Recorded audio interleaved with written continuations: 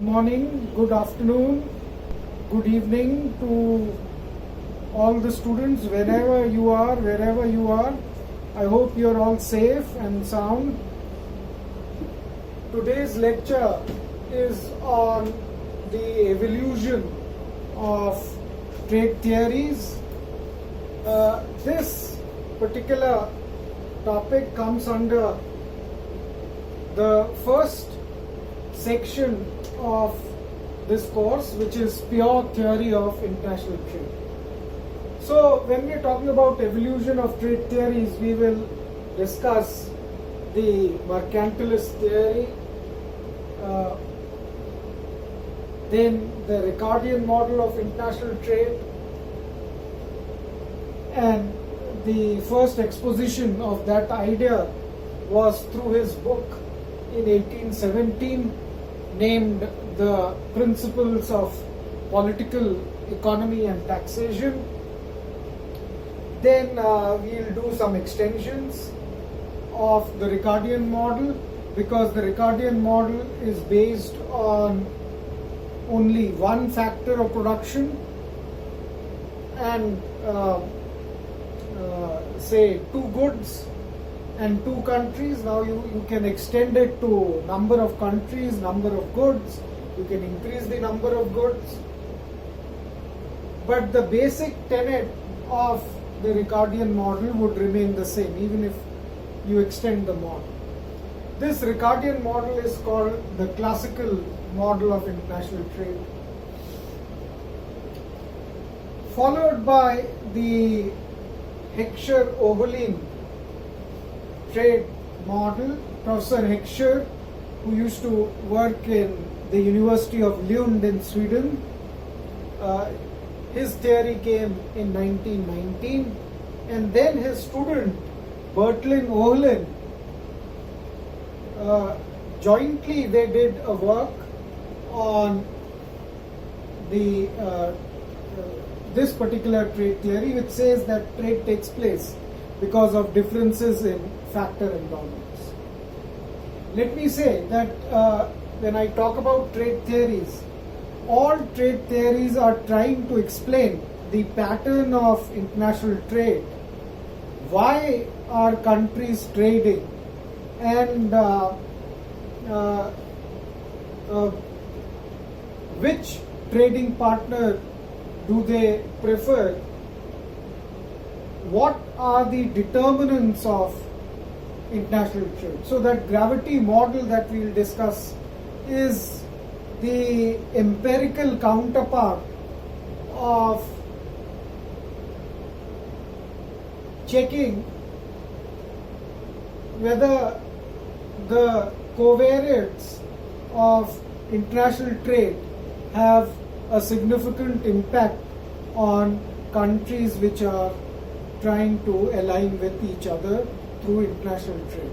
Now, a gravity model can also explain the foreign investments, bilateral foreign investments. They can also explain the migration which takes place between two nations.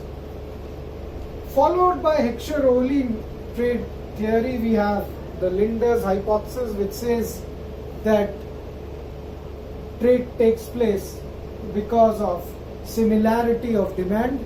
This happens once your markets get saturated, and then you move out, you tend to look for markets outside, but you tend to trade with those countries which have similar per capita income like yours. Then came the seminal work of Paul Krugman. These are called the new trade theories. Paul Krugman got the Nobel for his work, Nobel Prize for his work, which says that it is economies of scale and product differentiation which best explains the international trade. Let me say that international trade, around 2/3 of international trade is intra-industry trade. That is trade in goods with similar factor intensities. these earlier theories were not able to explain two-thirds of international trade, and that too happening between countries which are similar in every form, every way. So it was only Paul Krugman's new trade theories which was able to explain the trade taking place among the industrialized countries, and that trade was due to economies of scale and product differentiation. Then came the new trade models, the seminal work by Belitz, then Eaton and Cotton, Stephen Redding, Cheney. They are of the opinion that one needs to explain why do firms trade. It's not that countries trade.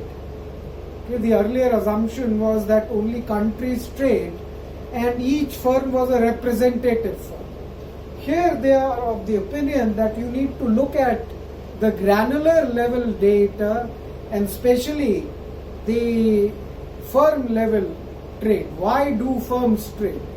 So in this context, you will see that product differentiation and market conditions matter.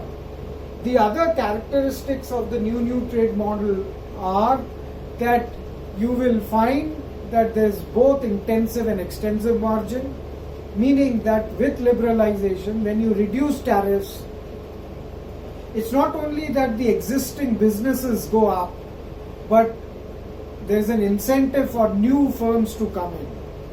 So one feature of the new trade models are intensive and extensive margins and product differentiation, then market conditions, then the efficiency matters, because once you're talking about firms, you have to talk about the efficiency part, and so you will find that it's the most efficient firms which select themselves into the export markets. Firms which are little bit lower in hierarchy in terms of efficiency or productivity, they cater to both domestic markets and international markets. And firms which are inefficient, they exit. So, as like new trade theories by Paul Krugman, new trade theories are also talking about scale and selection effect. Scale meaning that the existing firms increase their production and reduce their average cost, and selection means that there will be some firms which will exit out of the markets. So think of the liberalization process. One needs to understand that if you know these two theories, you can well understand that there will be a phase when some firms will exit. So that will be a difficult phase. Some firms will close down, while others would pick up the business, reap economies of scale, produce goods at a lower cost, and then they export that good. So the new trade models has some features coming from the new trade theories as well. And then the other feature is that sunk cost is quite important, because there are some firms which invest heavily in R&D and still they find that their products may not come at all to the market. Like the pharmaceutical firms,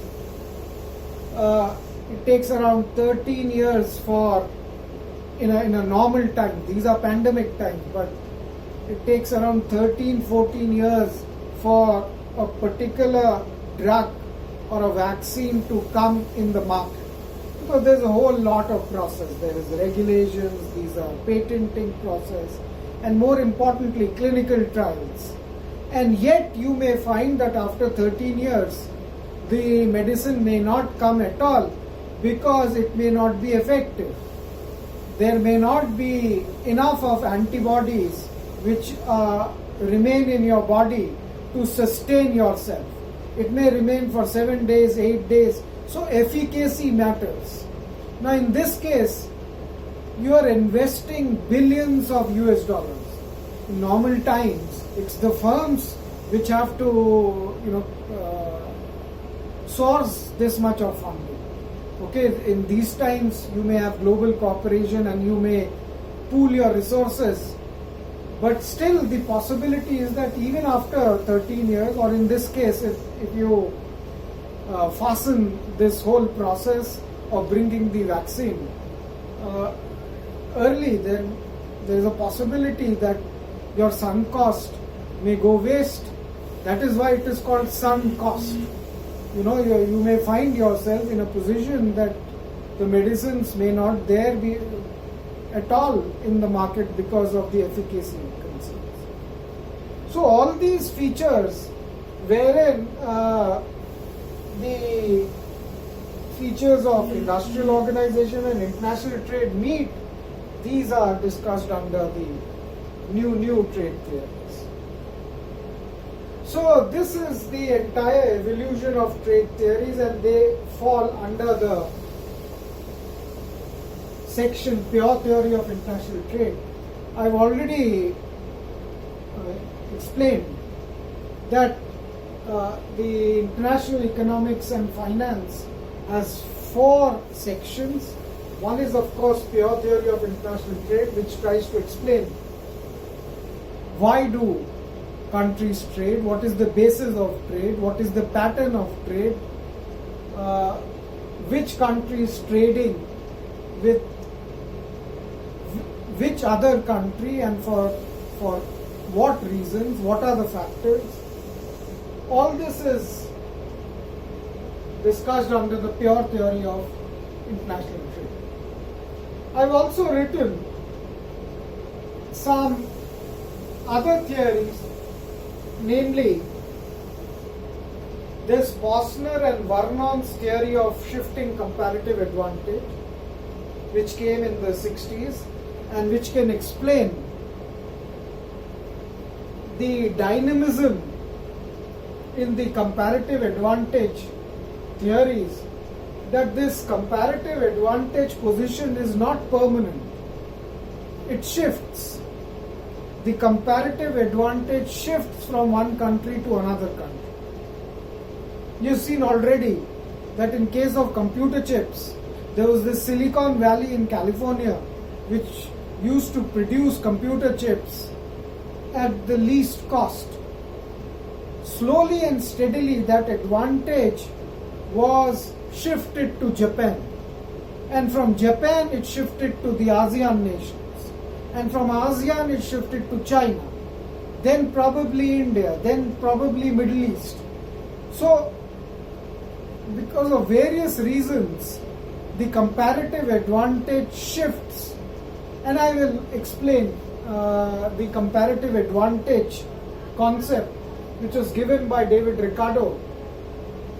And you will find that there are different ways to ensure that you have a comparative advantage in the production of that good.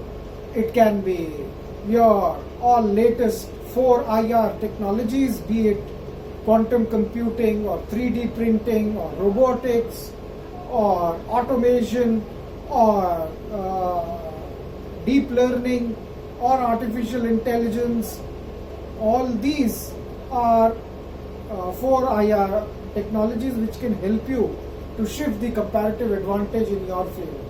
There can be other things like telecommunications, development in telecommunications, harboring global value chains, then development of your ports, highways. These are all ways to shift the comparative advantage in your favor. High-tech construction, these are ways to shift comparative advantage in your favor. So the theory of shifting comparative advantage will be read through Posner's and Vernon's theory of shifting comparative advantage. And then how does trade has an impact on income distribution? That is studied through specific factor model of Ricardo and Wiley. You may see that trade, of course, increases the pie, it increases the GDP, but it has a differential impact on the factors of production, which may not be reflected in the Ricardian model, because the Ricardian model assumes only one factor of production. But you will see that trade has an unequal impact on the returns to factors of production. So, when you liberalize trade, it's very important that the supplementary policies are also executed with the trade liberalization efforts. The other topic that we will be reading under pure theory of international trade is the globalization process, along with what determines foreign direct investments, what determines migration of people from one country to another country, FDI spillover effects, and so on and so forth. But this is something that we will also study under the pure theory of international trade. You may be knowing that globalization process is integration of your economy with the outside world through international trade, through foreign investments, through migration, through capital movements. And it has been all facilitated by reduction in tariffs and non-tariff barriers, by removing restrictions on trade and services, including restrictions on movement of skilled people, including restrictions on foreign companies trying to operate in your own country, including restrictions on that you cannot just say that a company should use domestic inputs only. It has to be a competitive process. So if you find that you're getting inputs at a competitive rate, at a lower rate from another country, you just cannot say so that you need to buy it from your own country. So in that way, one can say that this Atmanirbhar model has to be very clearly defined. We already had empirical evidence of import substitution policies not being successful, at least in India and Brazil. Okay? And generally you may be hearing this claim that exports are good, imports are bad. Now this is something that we need to contest. And this is what Ricardo was saying as far as 1870, because he was contesting the mercantilists who was claiming that exports are good, imports are bad, trade can only take place among countries which have an absolute advantage in the production of the goods.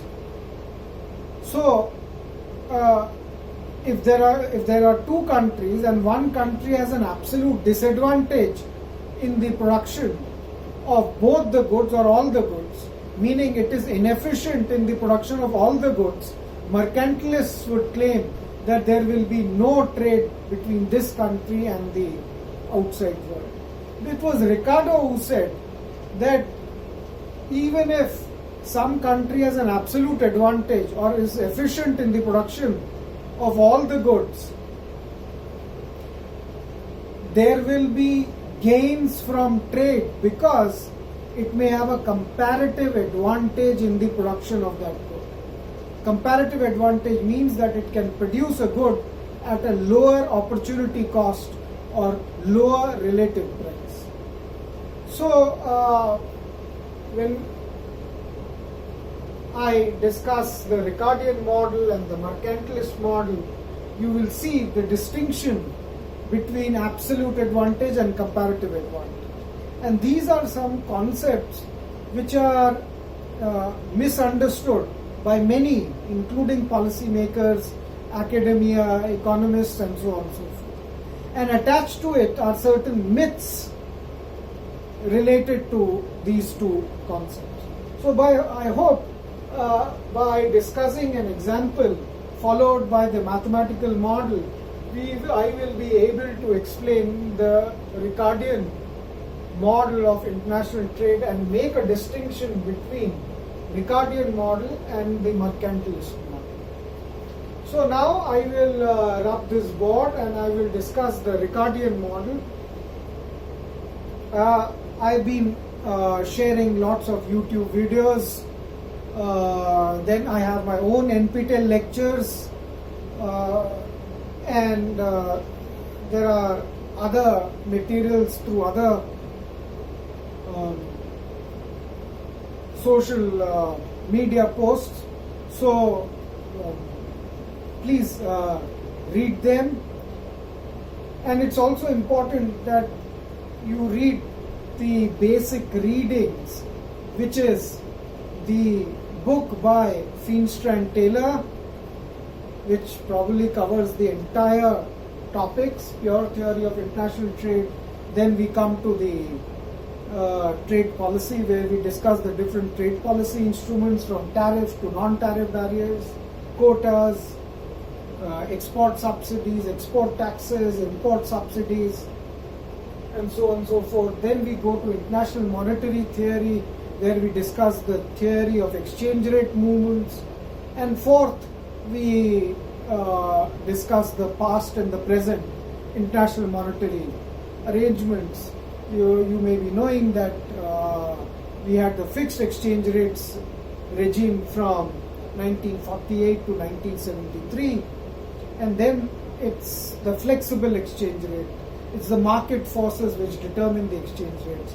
But within the exchange rate regime, you have different forms of flexible exchange rate regime, depending on how much you are able to address at least three factors when we come to dealing with international finance. These three factors are you should have an independent monetary policy. You also look out for having perfect capital mobility, and you have with you the choice of a fixed or a flexible exchange. You will find, and I will teach you, that you cannot have an independent monetary policy, you cannot have a fixed exchange rate, and you cannot have a perfect capital mobility all together. This is the famous trilemma of the international finance. And associated with this is the issue of balance of payments. Balance of payments are like recording all transactions which a country does with the outside world. It follows the double entry system of recording the transactions. So in accounting sense, balance of payment always balances. But then you must have heard about deficit and surplus of balance of payment. Deficits, you have to then talk about the official settlement account of the balance of payment, which says that if your official reserves are greater than the liabilities that you have towards the foreign official institutions, then you have a surplus. If your official reserves of foreign currency are less than your liabilities towards the foreign official institutions, then you have a deficit in the balance of payment. Like US keeps harping that we have a heavy trade deficit with China. US is concerned about it, so it takes different types of policy steps. Recently in 2016, it imposed tariffs on Chinese products, which is famously called the US-China trade war. India is also concerned about having these balance of payment deficit with China.